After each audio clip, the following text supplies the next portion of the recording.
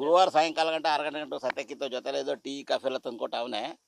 ನಾವು ಹಿಂಗೆ ಬಂದ ಕಣಪ್ಪ, ನಾನು ಆ ಕಡೆಯಿಂದ ಗಾಡಿ ಎತ್ಕೊ ಬರ್ತೀನಿ ನಾವು ಹೋದ, ಪುನಃ ಬರ್ನೇ ಇಲ್ಲ ಅಂತ ಹೇಳ್ದ. ಅವತ್ತು ಅವ್ರ ತಾಯಿ ಹೇಳಿದ್ರು. ಗುರುವಾರ ಬೇರೆಯವ್ರ ಜೊತೆ ಹೇಳಿರೋದು ಅವಳು. ಅಲ್ಲಿ ಪುನಃ 10 ಗಂಟೆ ಊರೊಳಗಡೆ ಹೋಗಿ ಅಲ್ಲಿ ಒಂದು ಅಷ್ಟು ಹುಡುಗರಿಗೆ ಹೇಳೋರು, ಅಲ್ಲಿ ನಮ್ಮ ಅವ್ರ ಅಕ್ಕಪಕ್ಕ ಬಾಜು ಮನೆಯವ್ರಿಗೆ. ಅವರೆಲ್ಲರೂ ಬಂದು ನೋಡೋರೆ, ಅವ್ರು ಯಾರು ಪಾರ್ಟಿ ಕಾಣಲಿಲ್ಲ. ಕಾಣದೇ ಇತ್ತಲೇ ಇಲ್ಲ ಅಂತ ಅಂದರು. ಪುನಃ ಇವರು ಇದಕ್ಕೋಯ್ತಿದ್ದಲ್ಲ ಫಾರೆಸ್ಟ್ ಇಲಾಖೆಯಲ್ಲಿ, ಅವರ ಲೇಬರ್ಗಳು ಫೋನ್ ಮಾಡಿದ್ರು ನನಗೆ ಒಂದು 8 ಗಂಟೆ, ಬೆಳಗ್ಗೆ 8 ಗಂಟೆಗೆ ಶುಕ್ರವಾರಕ್ಕೆ. ಆವಾಗ ಪುನಃ ಫೋನ್ ಸ್ಟಾರ್ಟ್ ಮಾಡಿದೆ ನಾನು. ಫೋನು ಒಂದು ಸ್ವಿಚ್ ಆಫು ಅಂತ ಬಂತು. ಆಮೇಲೆ ಪುನಃ ಮಧ್ಯಾಹ್ನ ನಾನು ಹೆಂಡ್ತಿಗೆ ಫೋನ್ ಮಾಡಿದೆ, ಏನೋ ಬಂದಿದ್ದೀನಮ್ಮ, ಈ ಥರ ಇಲ್ಲ ಅಂತ ಕಾಣ್ತಾ ಇಲ್ಲ ಅಂತ. ಇಲ್ಲ ಕಣ, ಬರ್ನೇ ಇಲ್ಲ, ನಾನು ಫೋನ್ ಮಾಡಿ 15 ದಿವಸ ಆಯಿತು, ಬರ್ನೇ ಇಲ್ಲ ಕಣ ಅಂದ. ಆಮೇಲೆ ಪುನಃ ಸಾಯಂಕಾಲ ಮಾಡಿದ್ರೆ ಯಾವ ಮಾಡಿದ್ರು ಬರ್ನೇ ಇಲ್ಲ ಕಣ ಅಂತ ಅಂದ. ಪುನಃ ಮಾರನೆಗೆ ನನ್ನ ಮಕ್ಕಳಣ್ಣಗೂ ಬರ್ಲ ಕಣ ಅಂತಂದ.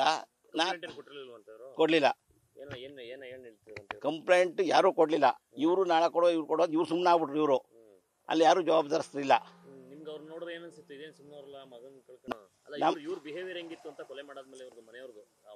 ಮನೆ ತಕ್ಕ ಹೋಗ್ಲೇ ಇಲ್ಲ ಸರ್. ನಾವು ಅದು ಸಿಕ್ಕಲೇ ಇಲ್ಲ ಪಾರ್ಟಿಗಳು. ಇವರು ಶುಕ್ರವಾರನೂ ಸಿಕ್ಕಲ್ಲ, ಶನಿವಾರನೂ ಸಿಕ್ಕಲ್ಲ. ನನಗೆ ಹತ್ರ ಕೇಳೋಕೆ ಹೋಗಿ ಏನಾಯ್ತು ಅಂತ ಕೇಳುವ ಅಂತ 2 ಸಲ ಸಿಕ್ಕಲ್ಲ.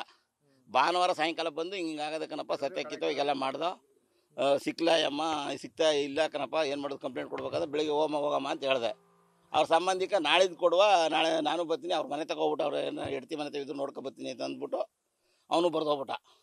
ಆಮೇಲೆ ಸಾಯಂಕಾಲ 5 ಗಂಟೆಗೆ ಬಂದು ಯಾರೋ ದನ ಮೇಯಿಸ್ತಾ ಇರೋರು, ಅದೇನು ಕಪ್ಪಿಗೆ ಬಿದ್ದದೆ, ನಾಯಿ ಇಕ್ಳ್ತಾವಲ್ಲಿ ಅಂದ್ರು ಒಂದು ಬಂದು ಹೇಳಿದೆ. ಆಮೇಲೆ ಎಲ್ಲ ಬಂದು ನೋಡ್ದು, ಊರವರೆಲ್ಲ ಬಂದು ನೋಡ್ದು. ಆಮೇಲೆ ಈ ಥರ ಆಗಿತ್ತು ಅಷ್ಟೇ. ಗುಂಡೆ ಇತ್ತು ಅಲ್ಲಿ, ಅಸ್ಥಿ ಪಂಜರ ಇತ್ತು ಅಷ್ಟೇ. ಇವರೇ ಅಂತಲ್ಲ, ಒಟ್ಟಿನಲ್ಲಿ ಹೆಣ ಅಂತ ಪತ್ತೆ ಮಾಡ್ದೋ ನಾವು. ಆಗ ಗಾಡಿ ಏನು ಇಲ್ವಲ್ಲ, ಆಗ ಇವನೇ ಅಂತ ಊಹೆ ಮಾಡ್ದೋ ಅಷ್ಟೇ. ಬಂದವರೆಲ್ಲರೂ ಊಹೆ ಮಾಡಿದ್ರು. ನಾವು ಅರ್ಧ ಗಂಟೆ ತಗೊಂಡ ಟೈಮ ಬುಂಡೆ ಅಲ್ಲೆಲ್ಲ ಕಾಣ್ತಿದ್ವಲ್ಲ, ಇಷ್ಟೇ ಕಂಡದ್ದು. ನಮ್ಗೆ ಕೈ ಇಲ್ಲ, ಕಾಲಿಲ್ಲ, ಏನಿಲ್ಲ. ಈ ಕಿಬ್ರಿಗಳು ಕಾಣ್ತಿದ್ದವು, ಅಷ್ಟು ಬಿಟ್ರೆ ಬೇರೆ ಏನಿಲ್ಲ. ಆಮೇಲೆ ನಮ್ಮ ಈ ಫ್ಯಾಕ್ಟ್ರಿಯವರು ಪ್ರಕಾಶ್ ಅಂತ, ಅವರು ಫೋನ್ ಮಾಡಿದ್ರು ಪೊಲೀಸ್ನವ್ರಿಗೆ, ಪುನಃ ಕಂಪ್ಲೇಂಟ್ ಬರ್ಕೊಡಿ ಅಂದರು. ಬರ್ಕೊಟ್ರು, ಬಂದರು, ಎಲ್ಲರೂ ಬಂದ್ಬಿಟ್ರಾಗ ಒಂದು ಎಲ್ಲ ಪೊಲೀಸ್ನವ್ರಿಗೆ. ಸಣ್ಣಗೆ ಏನು ಜನ ಕಾಣೋ, ಸುಮಾರು ಏನಂತ ಸೌಂಡ್ ಇಲ್ಲ, ಹಿಂಗಾಗೋಯ್ತು ಹಂಗೋಯ್ತು ಕಣಪ್ಪ ಅಂತಂದ್ರೆ ಏನಾರ ಅವರು ಬಾಯ್ ಬಿಟ್ರೆ ಬೇರೆ ಏನು ಥರ ತಿಳ್ಕತ್ತಿಂದ ಗೊತ್ತಿಲ್ಲ. ಆ ಥರ ಏನೋ ಸೌಂಡ್ ಏನು ಮಾಡಲೇ ಜಾಸ್ತಿ. ನಾಟಕ ಆಡ್ತಿದ್ರ ಅಂತ ಎಲ್ಲ ಮುಚ್ಚಾಕಕ್ಕೆ ಏನೋ ಅದೆಲ್ಲ ಹೆಂಗೆ ಗೊತ್ತಾಯ್ತು ಸರ್.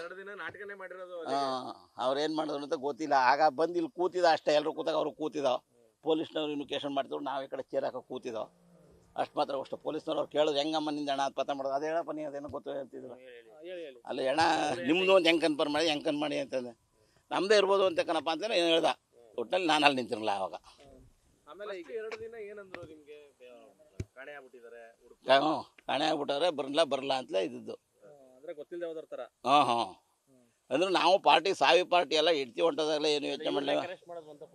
ಯಾರನ್ನ ಅವರು ಹೇಳಿರೋದು 4 ಜನ ಇದ್ದು ಅಂತ. ಅವರು ಇದ್ರು, ಅದೇನೋ ಮೊಟ್ಟೆ ತಂದು ಕೊಟ್ರು, ಅದು ತಂದು ಕೊಟ್ರು ಅಂತ ಅಲ್ಲಿ ಏನೇನು ಹೇಳಿದಾರೋ ಗೊತ್ತಿಲ್ಲ. ಅದೆಲ್ಲ ಇದ್ರಲ್ಲಿ ಹೊಡೆದ್ಬಿಟ್ಟು ಆ ಥರ ನಮಗೇನು ಗೊತ್ತಿಲ್ಲ. ಅದು ಅಂದರೆ ಬೇರೆ ಯಾರು ಇನ್ನೊಬ್ರು ಹೋಗಿದ್ರ ಜೊತೆಲಿ, ಅವ್ರು ಪೊಲೀಸ್ನವ್ರು ಕರ್ಕೊ ಹೋದಾಗ ನಮ್ಮೇನೋ ಬಿಟ್ಕೊಡ್ದ್ರು ಹೊರಗಡೆ. ನಮಗೇನು ಅದು ಗೊತ್ತಿಲ್ಲ. ಅಲ್ಲಿ ಪೊಲೀಸ್ ಕಡೆಯಿಂದ ಬಂದಮೇಲೆ ನಾವು ಈ ಒಂದು ಹುಡುಗಿ ಆಯ್ತು ಅವ್ರಿಗೆ, ಆ ಹುಡುಗನಿಗೆ ಸಿದ್ದರಾಜನಿಗೆ, ಅವ್ರಿಗೆ ಆಸ್ತಿ ಬರೆಸುವ ಅಂದ್ಬಿಟ್ಟು ಅವ್ರ ಅಕ್ಕರದು ನಿವೃತ್ತಿ ಮಾಡಿಸುವ ಅಂದ್ಬಿಟ್ಟು ನಾನು ಪಂಚಾಯತಿ ಸೇರಿಸಿ ಎಲ್ಲರ ಮಾತುಕತೆ ಆಡ್ತಾಯಿದ್ದವು.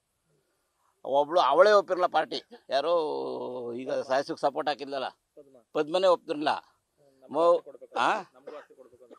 ಆಸ್ತಿ ಕೊಡಬೇಕು ಅಂತ ಅದು ಏನು ಪ್ರೆಜರ್ ಏನಿಲ್ಲ, ನಮಗೇನು ಗತಿ ಇಲ್ಲ ಅಂತಿದ್ದ. ಒಂದು ಸೈಟ್ ಕೊಡಬೇಕು ಅಂತ ಯೋಚನೆ ಮಾಡಿದ್ವಿ ನಾವು ಅದ. ಆಮೇಲೆ ಪುನಃ ಅವಳು ಇದು ಮಾಡ್ತಿದ್ದ, ನಿನ್ನಿಂದ ಎಲ್ಲರೂ ತಲೆ ತೆಗ್ಸೋತಾಗದೆ, ನಿನ್ನ ಮಂಗ ಮಾಡ್ರು ಕೆಲಸದಿದ್ದ. ಆಗ ನಾವು ಅವಳ ಮೇಲೂ ಗುರ್ತು ಮಾಡಲಿಲ್ಲ, ನಿನ್ನ ಮಗನಿಂದ ತಲೆ ತೆಗ್ಸೋತಾಗದೆ, ಕರೆಕ್ಟ್ ಸತ್ಯ ಹೇಳು, ಯಾಕೆ ಹಿಂಗೆ ಆಡ್ತಾ ಇದೀಯ ಅಂತಂದ್ರೆ ರೇಗಾಡಿದ್ಮೇಲೆ ನನಗೊಂದಷ್ಟು ಜಾಗ ಬಿಟ್ಕೊಟ್ಬಿಡಿ, ಸೈನ್ ಹಾಕ್ಕೊಡ್ತೀನಿ ಅಂತ ಅಷ್ಟೇ. ಅಷ್ಟು ಮಾತು ಮುಗೀತು. ಪುನಃ ಅಷ್ಟರಲ್ಲಿ ಇನ್ನೇನು ಮುಗಿಸ್ಬೇಕು ಪಂಚಾಯತಿ, ಅಷ್ಟೊಂದು ಪೊಲೀಸವ್ರು ಕಾಯ್ಕೊಂಡು ಅರೆಸ್ಟ್ ಮಾಡಿಬಿಟ್ರು ಅವ್ರ. ನಾವೆಲ್ಲ ಕಾಗದ ಪತ್ರ ಬರೆಸ್ತೋ, ಅದು ಅವೇನೇನೋ ದಾಖಲಾತಿ ಕೇಳಿದ್ರು, ದಾಖಲಾತಿ ಓದಿಸೋಕಲ್ಲ, ಅಲ್ಲಿಗೆ ಪೆಂಡಿಂಗ್ ಆಯ್ತು ಅಷ್ಟೇ. ಅಲ್ಲಿ ಗಂಟೆ ಗೊತ್ತಷ್ಟೇ ಘಟನೆ. ನವೀನು ಅಳಿಯ, ಅವನುವೆ ಅಳಿಯ ಅಂದರೆ ಪದ್ಮನ ಮಗಳು ಮದುವೆ ಆಗಿದ್ದ. ಅವಳು ಬಿಟ್ಬಿಟ್ಟವಳು ಅವನ, ಬೇರೆ ಹೊಟ್ಟವಳ. ಅದೊಂದು ಮಗ ಆಯಿತು, ಅದು ಸಾಕಂತ ತಿರ್ಗಾಡ್ಕೊಂಡು ಇದ್ದ ಇಲ್ಲ ಅವನು.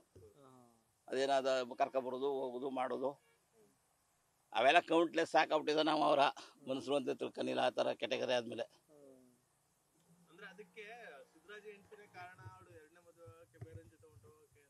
ಅವೆಲ್ಲ ಇಲ್ಲ ಸರ್, ಆ ಥರ ಏನಿಲ್ಲ. ಇವು ಸಾಲ ಮಾಡ್ಕೊಂಡಿದ್ದ ಅದಕ್ಕೆ ಊರ್ಬಿಟ್ಟು ಹೋಗಿದ್ದ ಅಷ್ಟೇ. ಹೇಳು ಅದಕ್ಕೂ ಇದಕ್ಕೂ ಸಂಬಂಧನೇ ಇಲ್ಲ. ಅದಾಗ 10 ವರ್ಷ ಆಗದೆ. ನಾವು ಅದೇ ಪಂಚಾಯತಿ ಮಾಡಿ ಇಲ್ಲಿ ಊರ್ಲಿ ದಂಡಮ್ಮ ದೇವಸ್ಥಾನ ಐತೆ, ಅಲ್ಲಿ ಕೂತ್ಕೊಂಡು ಎಲ್ಲ ಮಾತುಕತೆ ಆಡಿ ತಾಲಿನೇ ಕಟ್ಸಿ ಕಳಿಸಿದೋ. ತಾಲಿ ಕಟ್ಟರಲಾಗ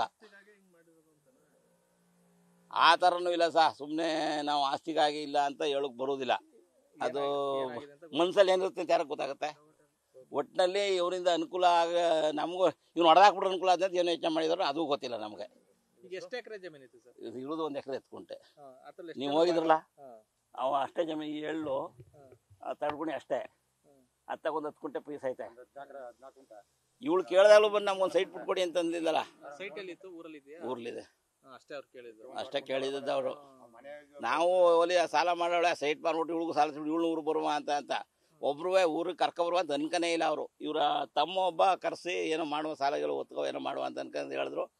ಆಗ್ಲೂ ಇವ್ರು ಚಿಕ್ಕಪ್ಪ ಸತ್ತೋಗ್ಬಿಟ್ಟು ಅವ್ರ ಅಪ್ಪ ಆಗ್ಲೂ ಬರ್ದೋಗ್ಬಿಟ್ಟ ಅಮ್ಮ ಎದುರ್ಕೊಂಡು ಊರಿಗೆ. ನ್ಯೂಸ್ ಫಸ್ಟ್ ನಿರ್ಭೀತಿಯಿಂದ ನಿಮ್ಮ ಪರವಾಗಿ.